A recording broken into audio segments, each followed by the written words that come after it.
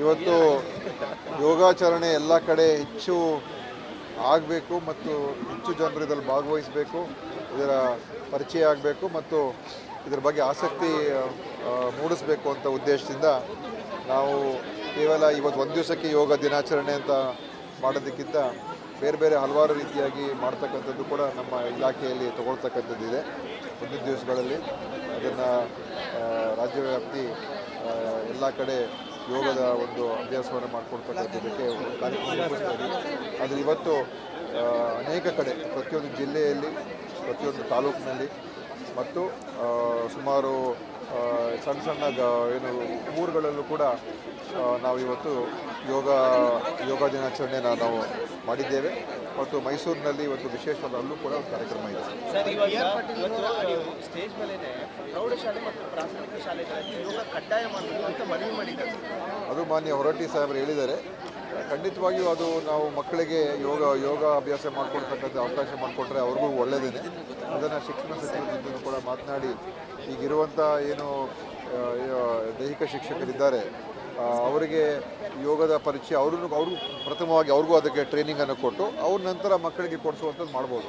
ಅದಕ್ಕೆ ನಾನು ಶಿಕ್ಷಣ ಸಚಿವರ ಜೊತೆ ಕೂಡ ಚರ್ಚೆ ಮಾಡಿದೆ.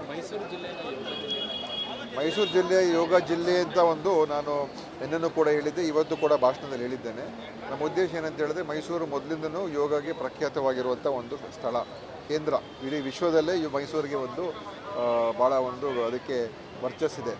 ಆ ಕಾರಣದಿಂದ ಮೈಸೂರು ಜಿಲ್ಲೆಯಲ್ಲಿ ಪ್ರತಿಯೊಂದು ಮನೆಯಲ್ಲೂ ಕೂಡ ಯೋಗದ ಬಗ್ಗೆ ಪರಿಚಯ ಮಾಡಿಕೊಡ್ತಕ್ಕಂಥದ್ದು ಮತ್ತು ಅವರು ಯೋಗಾಭ್ಯಾಸ ಮಾಡ್ತಕ್ಕಂಥದ್ದಕ್ಕೆ ಪ್ರೋತ್ಸಾಹಿಸಬೇಕು ಅಂತೇಳಿ ಅದಕ್ಕೊಂದು ವಿಶೇಷ ಕಾರ್ಯಕ್ರಮವನ್ನು ರೂಪಿಸೋದಕ್ಕೆ ನಾವು ಒಂದು ಮುಂದಿನ ದಿವಸ ತರ್ತಾ ಇದ್ದೀವಿ.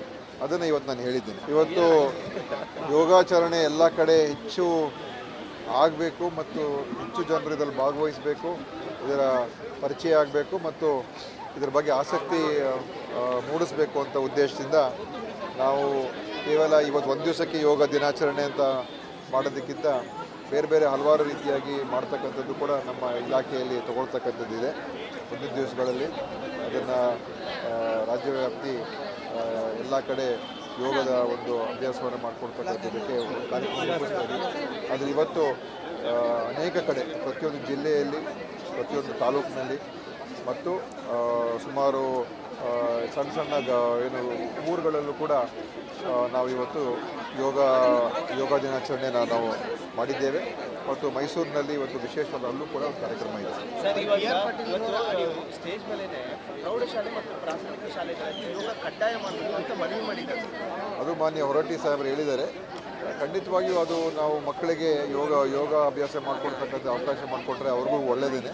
ಅದನ್ನು ಶಿಕ್ಷಣ ಸಚಿವರಿಂದ ಕೂಡ ಮಾತನಾಡಿ ಈಗಿರುವಂಥ ಏನು ದೈಹಿಕ ಶಿಕ್ಷಕರಿದ್ದಾರೆ ಅವರಿಗೆ ಯೋಗದ ಪರಿಚಯ ಅವರು ಪ್ರಥಮವಾಗಿ ಅವ್ರಿಗೂ ಅದಕ್ಕೆ ಟ್ರೈನಿಂಗನ್ನು ಕೊಟ್ಟು ಅವ್ರ ನಂತರ ಮಕ್ಕಳಿಗೆ ಕೊಡಿಸುವಂಥದ್ದು ಮಾಡ್ಬೋದು. ಅದಕ್ಕೆ ನಾನು ಶಿಕ್ಷಣ ಸಚಿವರ ಜೊತೆ ಕೂಡ ಚರ್ಚೆ ಮಾಡಿದೆ. ಮೈಸೂರು ಜಿಲ್ಲೆಯ ಯೋಗ ಜಿಲ್ಲೆ ಅಂತ ಒಂದು ನಾನು ನಿನ್ನೆನೂ ಕೂಡ ಹೇಳಿದ್ದೆ, ಇವತ್ತು ಕೂಡ ಭಾಷಣದಲ್ಲಿ ಹೇಳಿದ್ದೇನೆ. ನಮ್ಮ ಉದ್ದೇಶ ಏನಂತ ಹೇಳಿದ್ರೆ, ಮೈಸೂರು ಮೊದಲಿಂದನೂ ಯೋಗಕ್ಕೆ ಪ್ರಖ್ಯಾತವಾಗಿರುವಂಥ ಒಂದು ಸ್ಥಳ, ಕೇಂದ್ರ.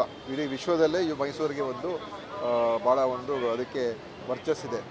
ಆ ಕಾರಣದಿಂದ ಮೈಸೂರು ಜಿಲ್ಲೆಯಲ್ಲಿ ಪ್ರತಿಯೊಂದು ಮನೆಯಲ್ಲೂ ಕೂಡ ಯೋಗದ ಬಗ್ಗೆ ಪರಿಚಯ ಮಾಡಿಕೊಡ್ತಕ್ಕಂಥದ್ದು ಮತ್ತು ಅವರು ಯೋಗಾಭ್ಯಾಸ ಮಾಡ್ತಕ್ಕಂಥದ್ದಕ್ಕೆ ಪ್ರೋತ್ಸಾಹಿಸಬೇಕು ಅಂತೇಳಿ ಅದಕ್ಕೊಂದು ವಿಶೇಷ ಕಾರ್ಯಕ್ರಮವನ್ನು ರೂಪಿಸೋದಕ್ಕೆ ನಾವು ಒಂದು ಮುಂದಿನ ದಿವಸ ತರ್ತಾ ಇದ್ದೀವಿ. ಅದನ್ನು ಇವತ್ತು ನಾನು ಹೇಳಿದ್ದೀನಿ. ಇವತ್ತು ಯೋಗಾಚರಣೆ ಎಲ್ಲ ಕಡೆ ಹೆಚ್ಚು ಆಗಬೇಕು ಮತ್ತು ಹೆಚ್ಚು ಜನರು ಇದರಲ್ಲಿ ಭಾಗವಹಿಸಬೇಕು, ಇದರ ಪರಿಚಯ ಆಗಬೇಕು ಮತ್ತು ಇದರ ಬಗ್ಗೆ ಆಸಕ್ತಿ ಮೂಡಿಸಬೇಕು ಅಂತ ಉದ್ದೇಶದಿಂದ ನಾವು ಕೇವಲ ಇವತ್ತು ಒಂದು ದಿವಸಕ್ಕೆ ಯೋಗ ದಿನಾಚರಣೆ ಅಂತ ಮಾಡೋದಕ್ಕಿಂತ ಬೇರೆ ಬೇರೆ ಹಲವಾರು ರೀತಿಯಾಗಿ ಮಾಡ್ತಕ್ಕಂಥದ್ದು ಕೂಡ ನಮ್ಮ ಇಲಾಖೆಯಲ್ಲಿ ತಗೊಳ್ತಕ್ಕಂಥದ್ದಿದೆ. ಮುಂದಿನ ದಿವಸಗಳಲ್ಲಿ ಅದನ್ನು ರಾಜ್ಯವ್ಯಾಪ್ತಿ ಎಲ್ಲ ಕಡೆ ಯೋಗದ ಒಂದು ಅಭ್ಯಾಸವನ್ನು ಮಾಡಿಕೊಡ್ತಕ್ಕಂಥದ್ದಕ್ಕೆ ಕಾರ್ಯಕ್ರಮ ರೂಪಿಸ್ತೀವಿ. ಆದರೆ ಇವತ್ತು ಅನೇಕ ಕಡೆ ಪ್ರತಿಯೊಂದು ಜಿಲ್ಲೆಯಲ್ಲಿ, ಪ್ರತಿಯೊಂದು ತಾಲೂಕಿನಲ್ಲಿ ಮತ್ತು ಸುಮಾರು ಸಣ್ಣ ಸಣ್ಣ ಊರುಗಳಲ್ಲೂ ಕೂಡ ನಾವು ಇವತ್ತು ಯೋಗ ದಿನಾಚರಣೆನ ನಾವು ಮಾಡಿದ್ದೇವೆ. ಮತ್ತು ಮೈಸೂರಿನಲ್ಲಿ ಇವತ್ತು ವಿಶೇಷವಾದ ಅಲ್ಲೂ ಕೂಡ ಒಂದು ಕಾರ್ಯಕ್ರಮ ಇದೆ.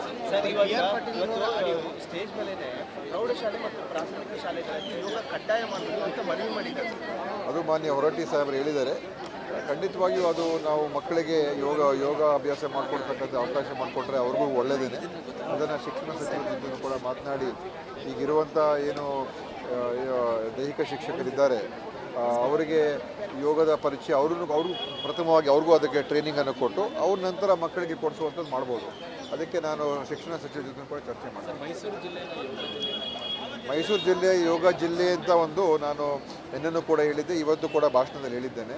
ನಮ್ಮ ಉದ್ದೇಶ ಏನಂತ ಹೇಳಿದ್ರೆ ಮೈಸೂರು ಮೊದಲಿಂದನೂ ಯೋಗಕ್ಕೆ ಪ್ರಖ್ಯಾತವಾಗಿರುವಂಥ ಒಂದು ಸ್ಥಳ, ಕೇಂದ್ರ.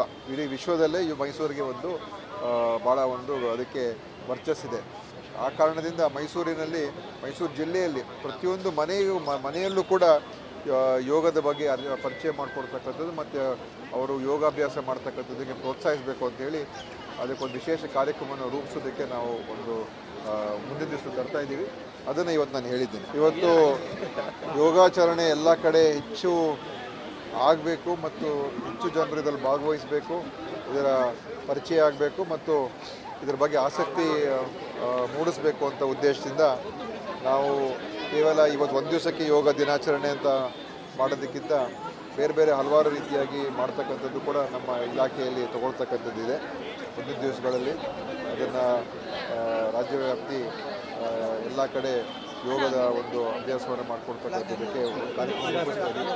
ಆದರೆ ಇವತ್ತು ಅನೇಕ ಕಡೆ ಪ್ರತಿಯೊಂದು ಜಿಲ್ಲೆಯಲ್ಲಿ, ಪ್ರತಿಯೊಂದು ತಾಲೂಕಿನಲ್ಲಿ ಮತ್ತು ಸುಮಾರು ಸಣ್ಣ ಏನು ಊರುಗಳಲ್ಲೂ ಕೂಡ ನಾವು ಇವತ್ತು ಯೋಗ ದಿನಾಚರಣೆನ ನಾವು ಮಾಡಿದ್ದೇವೆ.